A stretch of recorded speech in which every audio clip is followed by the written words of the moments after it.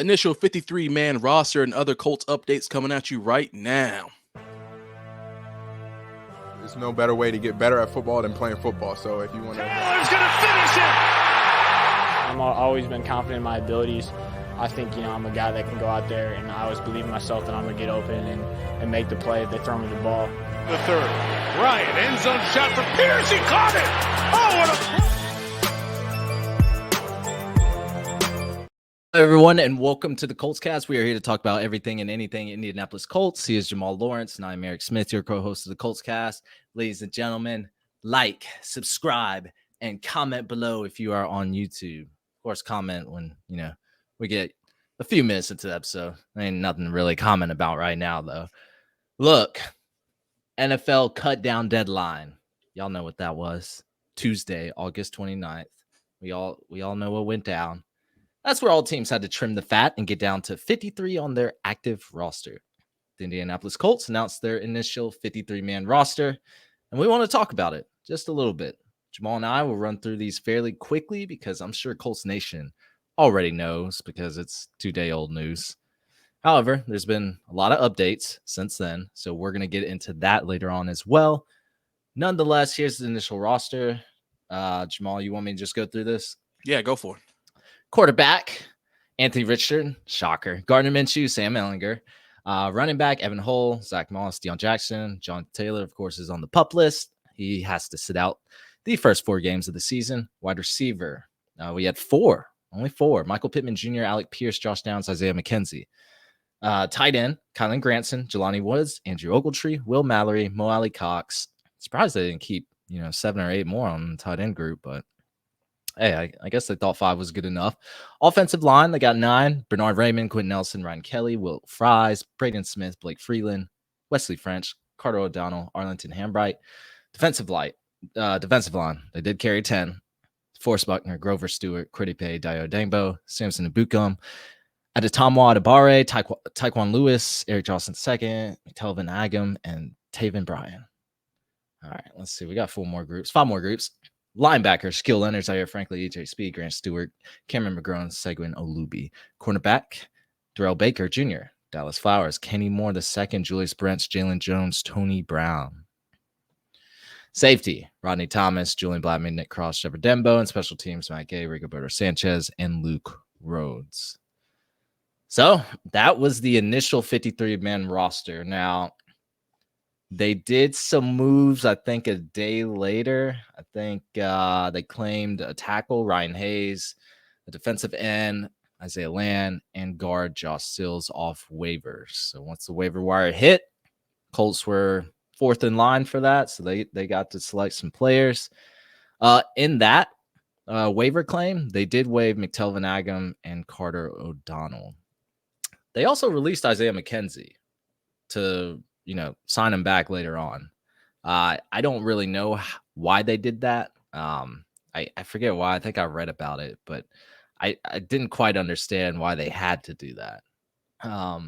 But yeah, that is our 53-man roster. Jamal, what are some surprises that you saw on there? I really think the biggest one, and it's kind of been a shock to everybody, was the cornerback group. Darius Rush. I mean, Darius Rush no longer on the team. When he initially, got cut, I said, oh, maybe they'll get him back on the practice squad. Maybe they'll figure something out. But Kansas City wasted how much time? 0 time to get him. They scooped him up like a ground ball immediately. So I'm happy for him. Obviously sucks he's not on our squad, but good for him to still be in the league and going to get a chance someplace else. And I don't know. I felt like it was promising for him. I know he had some issues he had to work on. We saw him get burned a couple times during some of the preseason games. But we also saw him get 2 pick six, one in the game, and then 2 interceptions, 1 pick six in the practice, and another interception in the game. So we saw those small flashes from him. So I was kind of upset to see him, and of course he's a hometown dude, straight out of Carolina, USC. So we wanted to see him remain on the team. But Chris Ballard alluded to this a little bit, which we'll get into later on. We talk a little bit about the presser, that Jalen Jones is the reason why Darius Rush is gone. He just believes in him that much. He's just that excited about him. So. I mean, it sounds like he just got beat out. Tony Brown also made it. So he got beat out by Tony Brown. Yeah, I was highly shocked at this.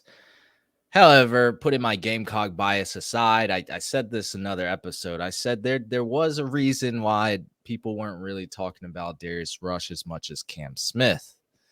Of course, Cam Smith was the better corner to me. A lot of people were saying Darius Rush was a steal in the draft. As soon as we drafted him, I wanted to pump the brakes on that a little bit. He fell to the 5th round for a reason. Of course, Josh Downs, when we talk about steal of the draft, I really thought Josh Downs was. And it seems pretty evident in training camp in preseason that he might be that guy. But I was pumping the brakes on Darius Rush. I wasn't sure about him just yet. But still shocking that 6 other cornerbacks beat him out. Other than that, I think everything was pretty standard. The wide receiver group is pretty thin. So I guess we're running like 3 or 4 tight end sets in the future. I don't know what's going on, but they got to do something about that group. But yeah, it seems pretty standard for me. I would have to say one of the biggest news that day was Jonathan Taylor not getting traded. Mm-hmm. So kept him right back there. He stayed in that intro video for now. And Eric, everybody's gonna say something. I know y'all gonna say it, man. But like you said, kept the jersey back there. He's in the intro video. And it's so funny, Eric, because I have a Colts calendar, and I was actually flipping through because tomorrow's September. And so when I flipped it to September, look what happens to be Mr. September himself. Boy. Okay. Mr. September. And it reads, Jonathan Taylor became the youngest player in NFL history with at least 2,000 scrimmage yards, 2171, and 20 scrimmage touchdowns, 20 in a single season. Guys, can we forget that? Listen, I didn't plan this out. This ain't 2022. This is a 2023 Indianapolis Colts calendar. JT happens to be Mr. September, right on time for the no trade. So it is what it is, right? Wow. What a coincidence, huh? That's right? Awesome. That's actually awesome. But yeah, he did not get traded. I think I had a bold prediction that he would. Of course, that didn't happen. But all the reports, it seemed like that we were getting beforehand were false because like supposedly the Dolphins and Colts were never close. Like I heard the Colts they were the Dolphins were trying to offer like a 3rd round pick for Jonathan Taylor. They were like, how about you throw in Christian Wilkins and Jalen Waddle and also another 2nd round pick for Jonathan Taylor? Yo, what? I don't know if that's actually true, but they would have never given up Jalen Waddle. No. That was crazy. But we also found out, and I think this was confirmed by Zach Hicks, but the relationship started going downhill in November of last season when he was rushed back onto the field with a bad ankle by none other than Jeff Saturday. Pressure on, from an interim head coach. Got to win now, right? Got to prove to everybody I can coach. I don't need experience. I can do this. I'm one of the best centers ever. That's because they put high schoolers in games and they still hurt no matter what. So, of course, they only had high school experience. You're going to do some high school stuff, man. That's all that was. Yeah, so supposedly there's been bad blood since then. Like he's been pretty upset, which, I've been oblivious to. But I don't know, Jamal. I guess he's going to sit out. So technically, he still can get traded. That was just like a Colts deadline. He technically could still get traded, but I don't think any team's going to throw in anything for him. Not for a running back, right? Yeah, I don't think so. Especially, he's going to, in a perfect world, he only have 4 weeks to come in and prove himself, before reaching that trade deadline, because I think it's October the 31st. So he'll have this first 4 weeks off. Then he'll have 4 weeks to come in and prove himself. And I think his stock definitely goes down a little bit by the time that comes, just because, it cannot be so hot for you when you come in there. And then 2, it's kind of like the excitement dies down, just like anything else. When something's brand new, you want it right then. But as time goes on, it kind of the excitement and the hype dies down. So you're not willing to do as much for it. So I think that'll happen too. And it probably will probably hurt him a little bit as well, knowing that what Chris Ballard asked for, because he had zero intentions of trading him. Other teams know, I'm not even going to entertain, calling over there if they're asking for, all this ridiculous stuff. Plus, I still have to pay JT. So yeah, I think that ship kind of sailed. It sounds like, the Colts didn't really have any intentions of trading him, but they were entertaining the offers. They wanted to see what his true value was, because honestly, I don't really think JT has much leverage in this situation. Shoot, they could end up they can end up tagging him next year. I don't know. They can do whatever they want, it seems like. I'm hoping they get a deal done. That would be nice to get an extension for JT. Yeah. But we got to see the running back market elevate, or he's not going to get what him and his agent really wants. So, oh well. Hey, but he'll be back, week 5. Oh yeah. He's got to grind for that contract. So he does. And I think he will. I mean, I think once obviously I feel like the air is probably never going to get fully cleared out here. I mean, call it what you want. We can sit here and say, and this is where people will get annoyed with more so me than the whole grand scheme of things, because we can sit here and say that Jeff Saturday rushed JT back. We can say that, whatever the case is. But as Chris Ballard is the GM, it's not like he wasn't there during this time. He can talk to his players. As a GM, you should be in contact with your players to understand what's going on and why. Now, am I saying that it's just Jeff Saturday's fault? Maybe JT's such a team player. I could see him saying, hey, if it's best for the team, then I'll get back out there. But at the same token, if I'm Chris Ballard and I know this is my star guy, why do I want to rush him into anything anymore with an interim head coach who, at the end of the day, I'm more than sure the organization knew there was zero intentions of actually hiring this guy on to be the next head coach of the team. So I don't know. My biggest gripe I would say about Chris Ballard, and again, I don't care if people rip me for this because it is what it is, but Chris Ballard hides behind the podium all the time until it gets so out of control and something outrageous happens. Then he kind of sneaks into there and says a couple things about how I feel bad about this or how this could have went this way. I mean, you're the GM, dog. Like, you got to be in there, the front center. You got to be in there willing to talk. And if you felt like it was the wrong thing, maybe you should have talked to your running back. Maybe you should talk to some of your other players, before you decided to put him back on the field after this surgery.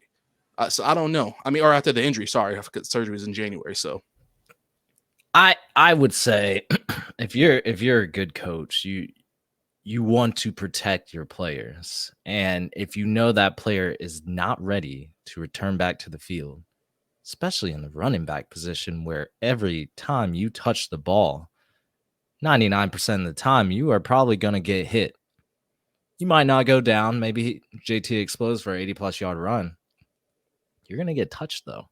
Yeah. So, with the bad ankle, I don't know. I just think Jeff Saturday, he was doing everything he could to prove that if you insert me as a head coach, I will get this organization wins. And that means pushing Jonathan Taylor to his limits, even injured.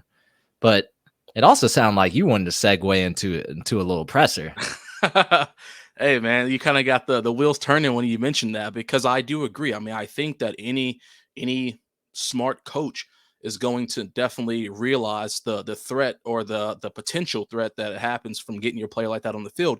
But that's where we go back and insert the fact that Jeff Saturday is not a coach, so he shouldn't be the one making these kind of calls.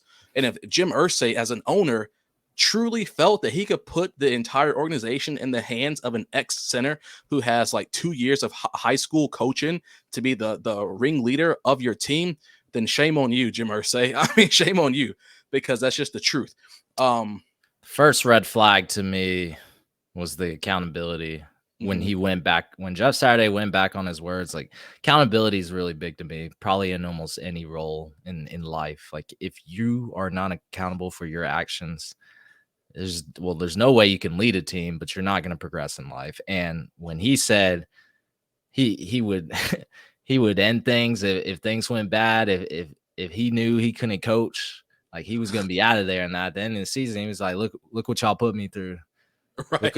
Look what y'all had around me. What was I supposed to, like, come on, man. I didn't like that. No, you're right. I didn't like that either.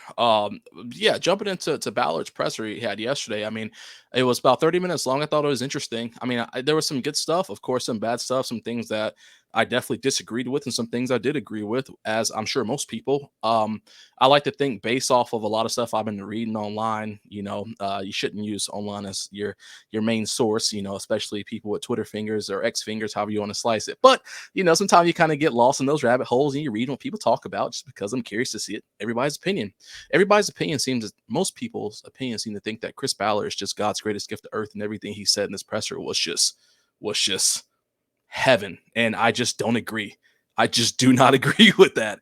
And that's fine. I'm happy for you if you have your take on it, but you're listening to us, so you're gonna hear our take on it. Or more specifically, Roast Jamal below in the comments if you guys please, are on YouTube. No, I'm please. just kidding. But let me know if y'all agree with them.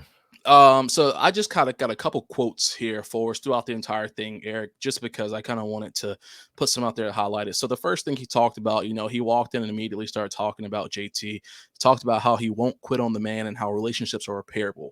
So I definitely liked how he said that. I'm glad he doesn't want to quit on him. I'm glad he thinks that the relationship is repairable, because we know, like, that's the reality of what's going on right now. JT is he's kind of backed in a corner on his side as far as it goes from leaving the Indianapolis Colts. So at this point, he has to repair this relationship to get the wheels back on track. And I think Chris Ballard said the right thing by saying he won't quit, and that the relationships are repairable. But that also means you got a lot of work to do. I mean, anybody knows in a relationship, if something goes bad, you got to put in a whole lot to try to right that ship. And it seemed like he was genuine when he said it, that he was trying to get back in there. He wants to get in there here in the next couple of days when he talks to JT, try to get this thing going. But then he mentioned that JT is still complaining about the ankle, pain in the ankle, so he will be continuing to rehab. And I like that he talked about, the pain is not so much that he's injured, but it's just pain in the ankle. We know that players get hurt players are not even at 100% from the day they walk in the field the first day, but from the very first day they walk in the field of training camp or the season or anything like that, their percentage only goes down. I mean, as week in and week goes out, you get hit, you're going to continue to get injuries. The injuries are going to pile up. So pain in that ankle means that there's still something wrong. And he made a very great point when, I'm not sure who asked, but they said, this seemed like a pretty routine surgery. Why is it taking this long? And I really, really, really like that Ballard said that there's no such thing as a routine surgery, because he is 100% right with that. Anytime you put a foreign object in the body, it is no longer, it's just not the same. It's just there. You can't sit here and say that something is a quote routine surgery, because it's just not the case. So I like how he addressed that and kind of shot that down, because I do think that a lot of people have been kind of getting lost in the sauce with that. Oh, this should only take 4 to 6 weeks, on the average person, XYZ. Well, there are complications with everything. There are plenty of things you take that you have a adverse effect to that you don't expect to have. So, and we're not doctors. So we're not doctors. Exactly. We can speak on that. I mean, we can, read the facts and kind of compare it and stuff, but at the end of the day, you're right. Like, there are complications. We don't know what he did off site. We don't know what he, it just, we really don't know. But Jamal, let me interrupt you real quick. Yeah. Because this episode is brought to you by Manscaped. Today, we're here with a sponsor for your bouncing bundle of joy. No, we're not talking about a baby. We're talking about your baby makers. That's right. Today's show is brought to you by Manscaped. But just like babies, your delicate little guys have sensitive skin and deserve products that are not only skin safe, but made with safe ingredients. That's where Manscaped's Platinum Package comes in. From razors to shower care, this package goes above the gold standard for your body hair. So treat your beautiful boys to the world's finest toys at manscaped.com and use our code COLTSCAST for 20% off plus free shipping. The Manscaped Platinum Package 4.0 is the one-stop shop for the man who deserves it all. They designed this package to allow you to fully align your entire hygiene routine with elite products. Inside the Platinum Package, you'll find the Lawnmower 4.0, Trimmer, Weed Whacker, Ear and Nose Hair Trimmer, Ultra Premium Body Wash, 2-in-1 Shampoo and Conditioner, Premium Deodorant, Crop Preserver, Anti-Chafing Ball Deodorant, Crop Reviver Ball Spray Toner, Anti-Chafing Boxers, and the Shed Travel Bag to hold your goods while traveling. All essential items to your happiness. Literally, you could just take that somewhere, take it to a hotel, and you are good to go for basically all your hygiene needs. Get 20% off and free shipping with the code COLTSCAST at manscaped.com. That's 20% off with free shipping at Manscaped, and use code COLTSCAST. Use the Platinum Package because the gold standard is no longer good enough. I feel like Chris Ballard says all the right things to please fans. Like, Mhm. he's not gonna say anything. I don't think he really says anything that's gonna make people mad, like, on the surface level. Um, I think he answered a lot of the JT things pretty right. He gave praise to Jalen Jones.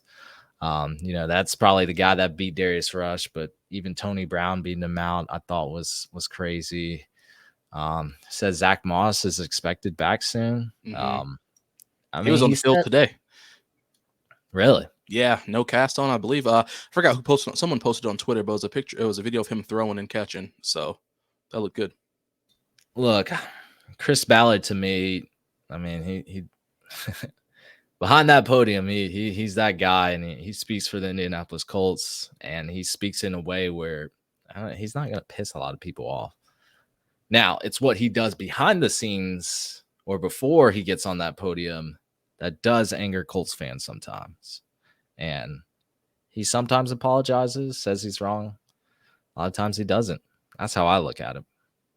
Yeah, I mean, I think the last time he apologized was at the end of the disastrous season this past year, Exactly. where our OC got fired, our head coach got fired, and he finally said, "Oh, sorry guys, you know what? Maybe I was wrong. Maybe Yeah. I was wrong." Like Yeah, I said, it took that after. much. It took that much to apologize. Like that's not how it goes, man.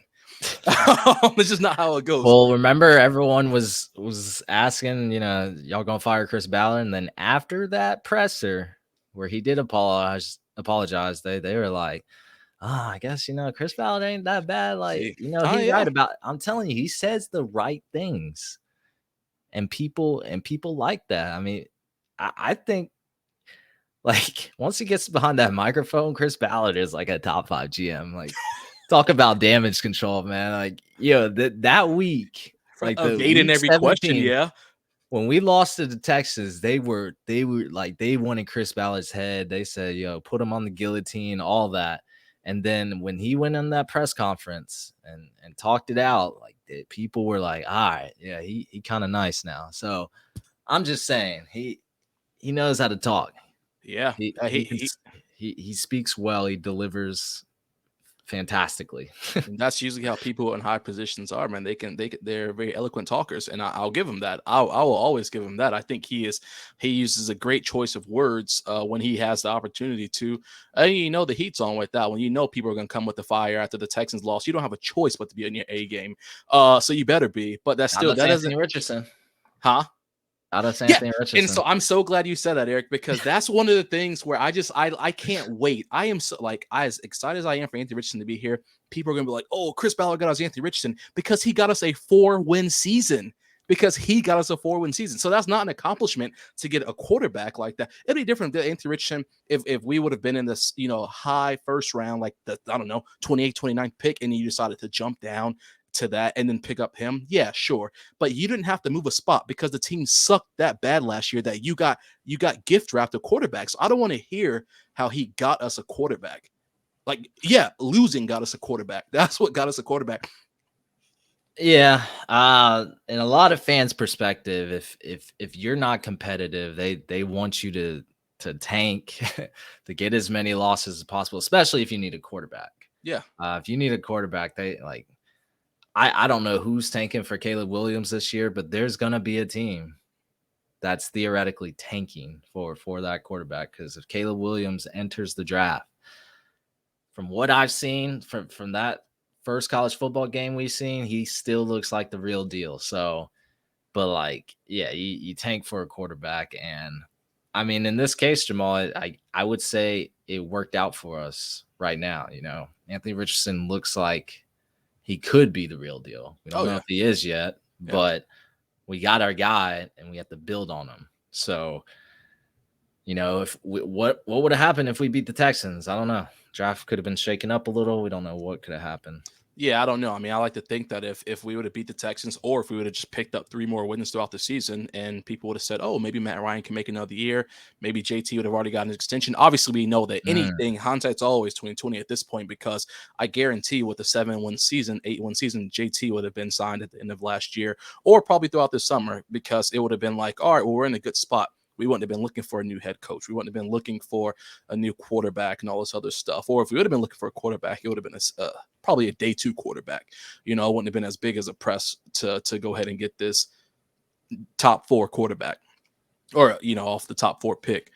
So yeah, I definitely agree with that, man. I think that, you know, it's one of those things where it's a tricky situation, and, you know, and like I said, I am super excited. I'm super happy we have AR. I love him back there. I think that is what the organization needs, but I just don't like whenever people try to like negate everything that's happened leading up to this point. We can't just forget about the Frank Reich era, the every quarterback, you know, the quarterback carousel, era, all this other stuff, where Value Ballard has you eating off the dollar menu. You know what I mean? That's going to be an issue. That's an issue. We had high expectations last season. Like they were super high, and we failed miserably. Yeah. And the Anthony Richardson draft kind of made us forget about that. Mm-hmm. It really did. And yeah, I don't want to give praise to Ballard for that. Yeah. But yeah, the Indianapolis Colts losing that last game kind of helped us. I think we moved up 1 pick. Mm-hmm. But yeah, you know, we could talk about this all day. Yeah. Yeah. You know, one other thing I just want to mention about this whole JT and Ballard thing, it was a question from James Boyd. And I really liked it. It was the last question, as a matter of fact. And it's so funny because when you look, because I think Kent Sterling posted the video of the entire press room, YouTube, if you want to watch it. But James Boyd essentially just said, he said to him, he said, hey, if JT's such a, because Ballard had just went on this whole thing about how the running back market is what it is, you know, but we pay great players, etc. So James Boyd said, well, if JT's such a great player, then why not pay him? And I was like, that's my dog. That's a question I want to hear right there. And you know what? Without skipping a beat, you know what Ballard said? And in my personal opinion, call it what you want. You can watch it and see. But I feel like he got offense. You know, he got offended and kind of got butthurt over it because he was like, we only won 4 games last year. That's no, like you can't just leave it at that. Not fair. Yeah, you can't leave it at that. You know, he got pissed. He got annoyed and wanted to shut that question down. So he threw it out. He just said we won 4 games that last year, and that was the end of that discussion.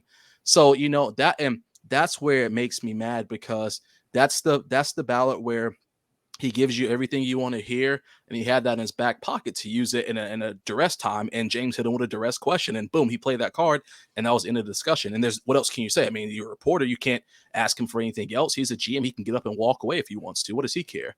So that, I don't know, man. I just didn't like that. I know you don't like Ballard. I don't. And rightfully so when you bring up all those points. So yeah, I think people were getting on James Boyd for that question too. And that's not fair to James Boyd, because that is a good question. I mean, that is a fair question, and Chris Ballard didn't really give a great answer to that. But hey, look, we'll see, man. We'll see. Man. Yeah, that's right. Hey, this is this. Go ahead, Jelani Woods. Oh yeah, IR. So, guys, our big breakout candidate at tight end is going to be starting the season on IR. So he's probably going to miss a few games, probably first 4 as well. But we got enough tight ends to supplement that. Just a few. Probably while Mo Ali Cox managed to stay on there, because I knew they're going to put Jelani on the IR. Well, Ali Cox did end up making it, Jamal. Yeah. Done. Anthony Richardson earns team captain status. Like that. A lot of pressure on the young man this season. Mm-hmm. It's got to be, right? I mean, he joins DeForest Buckner, Zaire Franklin, Shaq Leonard, Kenny Moore, Quentin Nelson. I mean, mostly, if not all, premier players on the team. Like, and that man's what, 20, 21? Yeah, just turned 21. Yeah. It's awesome. Get him in there early. He seems like a strong, you know, voice in the locker room. Yeah. He seems like he would be. So I'm excited to see what happens, man. Oh yeah, I'm excited too, man. Counting down the days. September 10th. Not too far. We got some college football this week, so yeah, we'll be watching that. But next week, Thursday night football, I mean, we start off with the Chiefs Lions. We'll be watching that. Let's go, man. All right, guys, that's going to be it for us. Thank you for listening to the Colts Cast. We are live on Apple Podcasts, Spotify, YouTube, or any platform you use to listen to podcasts. We'll be back next time to give you some more Indianapolis Colts content. See y'all later. Take care.